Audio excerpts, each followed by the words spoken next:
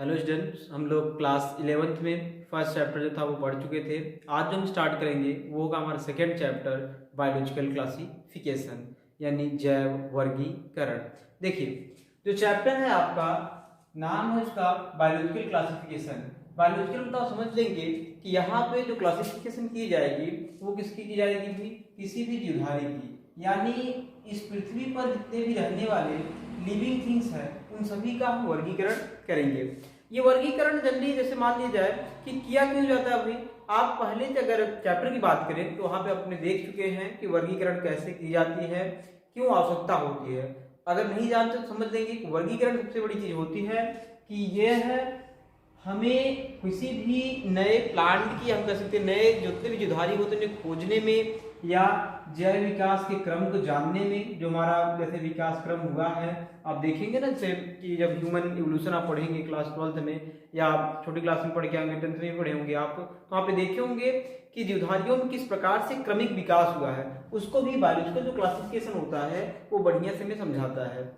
अब इसके अलावा जो चीजें होती है कि बायोलॉजिकल क्लासिफिकेशन जो है वो सबसे पहले अगर हम देखिए हर एक वैज्ञानिक, या हम कह सकते हैं कि एक आप अपने विषय में सोचिए कि आप भी क्या करते हैं।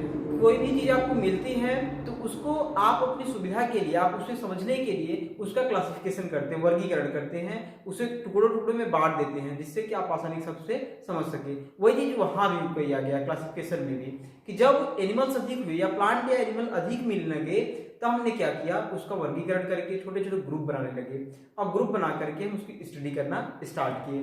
तो यहाँ पे ये चीजें हैं कि सबसे पहले जो बायोलॉजिकल क्लासिफिकेशन जो साइंटिफिक रूप से दिया गया वो अरिस्टोटल के द्वारा दिया गया।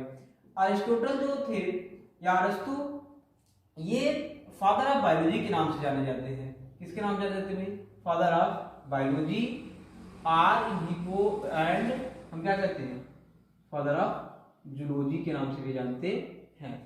ये काफी इंपॉर्टेंट होता है आपके लिए कि फादर बायोलॉजी या जूलॉजी कौन है।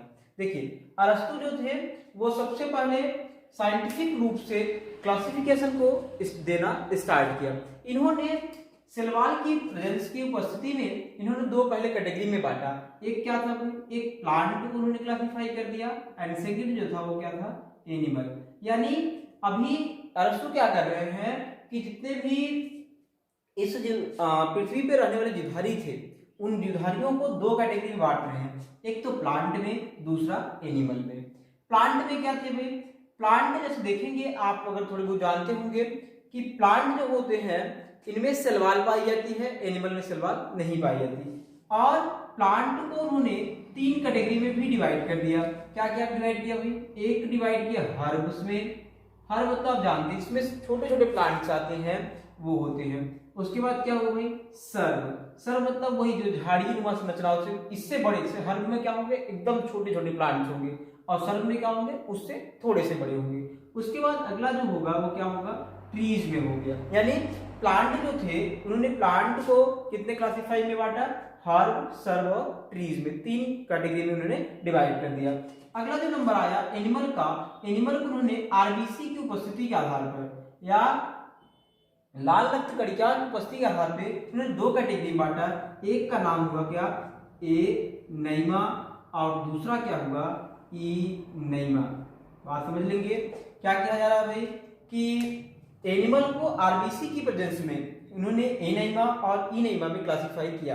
ए नैमा मीन्स क्या होगा, ए मीन्स होता आप जानते हैं अब्सेंट, यानी इस ए नैमा वाले जीवधारी में या एनिमल्स में आरबीसी जो होती है हमारी यानी रेड ब्लड कार्ड सेल्स वो क्या होती है, अब्सेंट होती है। ठीक है ना, ये चीजें होती हैं। और इनमें में क्या होगा, यहाँ पे आरबीसी जो हमारी होती है वो क्या होगी, प्रेजेंट होती है।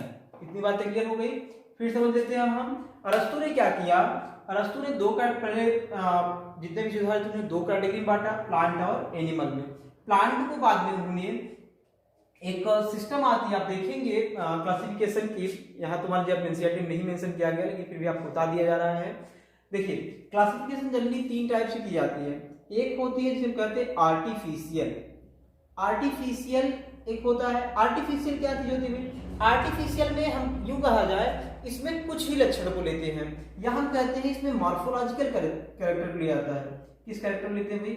मॉर्फोलॉजिकल। आप देखेंगे जिसे हम क्या कहते हैं भाई मॉर्फोलॉजिकल कैरेक्टर, मतलब वो बाहर से उसका आकारिकी कैसी है, वो दिखने में कैसा लग रहा है, ये चीजें होती है, या उसकी शारीरिक संगठन को हम देखते हैं। तो ये कौन सा होता है? Artificial classification. दूसरा होता है नेचुरल क्लासिफिकेशन। नेचुरल क्लासिफिकेशन जो होता है ये काफी इंपॉर्टेंट होता है।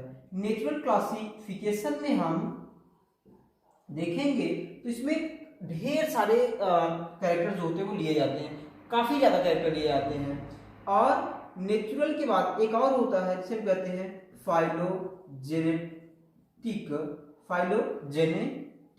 फाइलोजेनेटिक मतलब जाति वित्तीय क्लासिफिकेशन। जाति वित्तीय क्लासिफिकेशन मतलब इसमें जो क्लासिफिकेशन किया जाता है वो जैव विकास के क्रम के आधार पर किया जाता है। किसके आधार पर किया जाएगा भाई? जैव विकास के क्रम के आधार पर किया जाता है। हमने क्या देखा कि क्लासिफिकेशन 3 टाइप्स हम कर रहे हैं, आर्टिफिशियल, नेचुरल क्लासिफिकेशन और फाइलोजेनेटिक यानी जाति वित्तीय। आर्टिफिशियल में हम मॉर्फोलॉजी कैरेक्टर देखते हैं, उसके बाहरी आकार को देखते हैं। नेचुरल में हम उसके इंटरनल वाली चीज को देखा जाता है, जैसे उसका बॉडी ऑर्गेनाइजेशन कैसा है, न्यूट्रिशन कैसा है, ये सारी चीजें जो होती है देखी जाती है। जाति वित्तीय में क्या देखते हैं? उसका जैव विकास किस प्रकार से हुआ है, उसको हम मान करके बेसिस मान के चलते हैं। तो हमने ये बातें की। उसके आगे अगर हम बात करें तो हम यही बातें कर रहे थे कि प्लांट में जो पहली बार इन्होंने बांटा था कि हर्बोसुरा ट्री में, वो एक आर्टिफिशियल क्लासिफिकेशन के अनुसार, यानी जो हमारी मानवनिर्मित होती है या मॉर्फोलॉजी कैरेक्टर को देख करके उन्होंने बांटा था। उसके बाद हम देखें इनेमा को भी 2 पार्ट में बांटा गया। एक होते हैं सिर्फ कहते हैं ओविपेरस। ओविपेरस मतलब क्या होते हैं भाई? और एक होता है विविपेरस। विविपेरस देखिए नाम से क्लियर हो जाता है। ओविपेरस मतलब अंडे देने वाले और विविपेरस मतलब बच्चे देने वाले। तो इसको आप क्लियर कर लेंगे, यानी इनेमा वाले 2 कैटेगरी में बांटे गए, ओविपेरस और विविपेरस में क्लासिफाई कर दिए गए। तो ये चीजें होती हैं। अब क्या होते हैं भाई कि देखिए ये तो बात थी अरस्तु ने जो क्लासिफाई किया उसकी बातें थी। अब इसके बाद आप देखेंगे तो अगला नंबर आता है आपके यहाँ क्लासिफिकेशन में जो है लीनियस। लीनियस ने क्या किया कि जितने भी जीवधारी थे उन्होंने भी अरस्तु के जैसा ही 2 किंगडम में क्लासिफाई कर दिया, एक प्लांट में और दूसरा किसमें कर दिया? एनिमल में उन्होंने क्लासिफाई कर दिया। और इसी के आधार पे लीनियस को कहा जाता है कि 2 किंगडम क्लासिफिकेशन इन्होंने दिया था। किसने दिया था 2 किंगडम क्लासिफिकेशन? लीनियस ने दिया था। और इसके अलावा इनकी एक चीज आप समझ लेंगे लीनियस के विषय में कि लीनियस को फादर ऑफ टैक्सोनॉमी भी कहा जाता है। फादर ऑफ टैक्सोनॉमी, देखिए ये काफी इंपॉर्टेंट होती है जाननी आपको कि 2 किंगडम क्लासिफिकेशन किसने दिया था? लीनियस ने। और फादर ऑफ टैक्सोनॉमी कौन थे? इसके अलावा इन्होंने और भी चीजें दी थी। आप देखेंगे जो बाइनोमियल नॉमेनक्लेचर था, बाइनोमियल नॉमेनक्लेचर यानी दुई जो नामकरण की प्रणाली थी किसने दिया था? लीनियस ने ही दिया था। ठीक है ना, ये चीजें हो जाती हैं। अब अगर बात करें तो लीनियस ने और भी क्लासिफाई किया था। प्लांट को उन्होंने 24 क्लास में और भी डिवीजन करते हुए लेके चले गए थे, अंदर क्लासिफाई किया। अगर ये तो बात किसकी थी? 2 किंगडम क्लासिफिकेशन की। अब हम आगे चले तो देखते हैं कि उसके बाद आया था 3 किंगडम क्लासिफिकेशन। 3 किंगडम क्लासिफिकेशन की अगर आप बात करेंगे तो वहां पे देखेंगे एक वैज्ञानिक थे हेकल।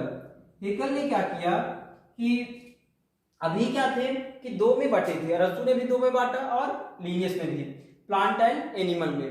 लेकिन अब क्या हुआ कि हेकल ने जब थोड़ी सी और भी इसकी स्टडी की तो उन्होंने देखा कि जो प्लांट थे, एनिमल थे, ये दोनों कैसे थे? ये दोनों मल्टी सेलुलर थे। ये दोनों क्या थे भाई? मल्टी सेलुलर यानी बहुकोशिकीय जीवधारी थे। ठीक है ना, ये चीजें होती हैं। अब जब ये बहुकोशिकीय थे तो इसलिए इसमें से कुछ ऐसे उन्हें प्राप्त हुए जीवधारी जो कि एक कोशिकीय थे, जैसे कि आपका उन्होंने एक अलग क्लास बना दिया किसका? प्रोटिस्टा का। प्रोटिस्टा में क्या हो गया भाई? ये यूनिसेलुलर आ गए। कौन से आ गए? यूनिसेलुलर। और अभी तो 2 थे ही, कौन कौन भाई? एक प्लांट था और एक एनिमल था। ठीक है ना, ये कौन से थे? मल्टी वाले थे। ठीक, मल्टी सेलुलर यानी बहुकोशिकीय। ये हो गया। तो हमने क्या देखा कि 3 किंगडम क्लासिफिकेशन हेकल ने दिया, protista, plant and animal. Protista में क्या हो गए, यूनिसेलुलर आ गए और प्लांट एनिमल को मल्टीसेलुलर रह गए। ठीक, इसके बाद देखिए, इसके बाद दूसरा एक अगले वैज्ञानिक क्या है, वो कौन थे भाई, 4 किंगडम क्लासिफिकेशन जिसने दिया था, 4 किंगडम क्लासिफिकेशन दिए थे कोपलैंड ने। कोपलैंड ने क्या किया, जितने भी जीवधारी थे अभी तक बटे 3 किंगडम थे, इन 3 किंगडम में से उन्होंने इनको बेसिस बनाया कि इनका ये देखा कि ये मल्टीसेलुलर यूनिसेलुलर के अलावा ये कौन से प्रोकैरियोटिक सेल रखे हुए हैं और कौन से यूकैरियोटिक सेल रखे हुए हैं। तो इन्होंने देखा कि ये दोनों तो कौन से थे, ये दोनों यूकैरियोटिक वाले थे, ये दोनों क्या थे, यूकैरियोटिक वाले थे। लेकिन प्रोटिस्टा में कुछ ऐसे विधायक रखे जा चुके थे जो कि कैसे थे, प्रोकैरियोटिक वाले थे। तो उन्होंने क्या किया कि एक अलग और किंगडम बना दिया जिसका नाम उन्होंने रखा मोनेरा। मोनेरा में क्या रखे जाते हैं भाई, आप जानते हैं मोनेरा में कि इसमें प्रोकैरियोटिक रखे जाते हैं। कौन से रखे जाते हैं, प्रोकैरियोटिक सेल वाले विधायक रखे जाते हैं। और उसके बाद रही गए सब बच्चे 4 थे ही, प्रोटिस्टा हो गए, प्लांट हो गया और एनिमल, यानी 4 किंगडम जो था हमारा बनके तैयार हो गया। ठीक है ना। हमने क्या देखा, 4 किंगडम क्लासिफिकेशन में कोपलैंड ने सेल के जो स्ट्रक्चर थे यानी प्रोकैरियोटिक और यूकैरियोटिक नेचर की जो सेल होती है उसके बेसिस पे उन्होंने जब क्लासिफाई करना स्टार्ट किया तो उन्होंने 4 किंगडम में बांटा। इसके बाद जो सबसे मोस्ट इंपॉर्टेंट होता है आपके यहाँ जानना और जो काफी ज्यादा पूछा भी जाता है वो ये कि 5 किंगडम क्लासिफिकेशन दिया किसने था या 5 किंगडम क्लासिफिकेशन होता क्या है। देखिए यहाँ पे थोड़ी सी बात करेंगे, बाकी एक आपके लिए एक वीडियो मैं बना दूंगा 5 किंगडम क्लासिफिकेशन की, स्पेशली इसमें क्या क्या चीजें जो थी या किस बेसिस पे 5 किंगडम क्लासिफिकेशन किया गया था, क्योंकि काफी इंपॉर्टेंट होता है। 5 किंगडम क्लासिफिकेशन आर.एच. विटेकर ने दिया था। किसने दिया था भाई, आर.एच. विटेकर ने दिया था। आर.एच. विटेकर ने जो हमारे यहाँ अभी 4 में हमने क्लासिफाई किया, इन 4 के अलावा भी उन्होंने एक अलग जोड़ा था क्लास जिसको हमने नाम दिया था फंजाई। पहले हमने क्या देखा, मोनेरा में डिवाइड किया गया, फिर हमने एक बाटा क्या, प्रोटिस्टा आया था हमारा, फिर एक अलग यही नया जुड़ेगा फंजाई, और इसके बाद क्या है, प्लांट है और क्या है, एनिमल है। ठीक है ना, ये चीजें हैं।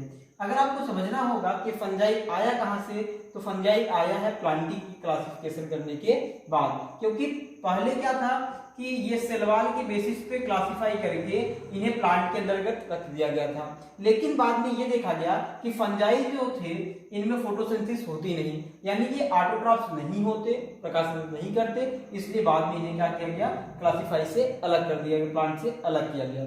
ठीक है ना, ये 5 किंगडम क्लासिफिकेशन था। एक दूसरा और भी होता है 6 किंगडम क्लासिफिकेशन। 6 किंगडम क्लासिफिकेशन की अगर आप बात करेंगे तो एक वैज्ञानिक थे जिसका नाम क्या था भाई, कार्ल ऊज। कार्ल ऊज ने क्या किया कि जितने भी क्लासिफिकेशन अभी किए गए थे इन क्लासिफिकेशनों में से मोनेरा को ही एक और भी क्लासिफाई कर दिया। मोनेरा को क्या किया इन्होंने कि 2 अलग अलग, एक यू बैक्टीरिया में क्लास वर्गीकरण कर दिया और एक आर्की बैक्टीरिया में। किसमें किसमें किया, एक यू बैक्टीरिया और एक आर्की बैक्टीरिया, बाकी 4 वही रह गए। इन्होंने कितने हो गए, 6 किंगडम क्लासिफिकेशन का बन गया। इसमें क्या किया गया, 6 किंगडम क्लासिफिकेशन में you bacteria, Archie bacteria, Monera, protista, fungi, Plantae और एनिमल। ठीक, ये बातें होती हैं। हम थोड़ा सा क्विक रिवीजन कर लेते हैं, हमने क्या क्या पढ़ा है भाई। देखिए हमने पहले देखा कि बायोलॉजिकल क्लासिफिकेशन को अरस्तु ने प्रपोज किया था सबसे पहले साइंटिफिक रूप से। उन्होंने जितने जीवधारी थे 2 वर्गों में बांटा था, प्लांटी और एनिमल में। फिर उसके बाद हमने देखा कि लिनियस सर आए, लिनियस ने क्या किया कि लिनियस ने भी 2 क्लासिफाई किया, प्लांटी और एनिमल में।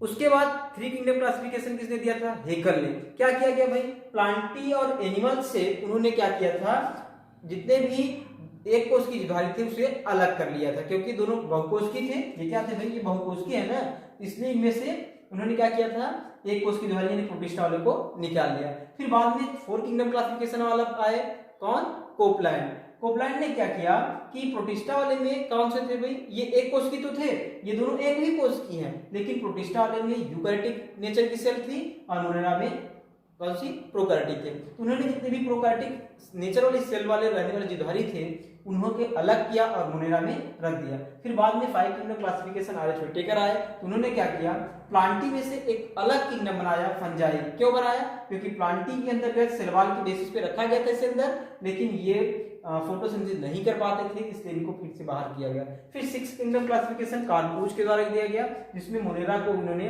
और क्लासिफाई किया यूबैक्टीरिया और आर्कीबैक्टीरिया में।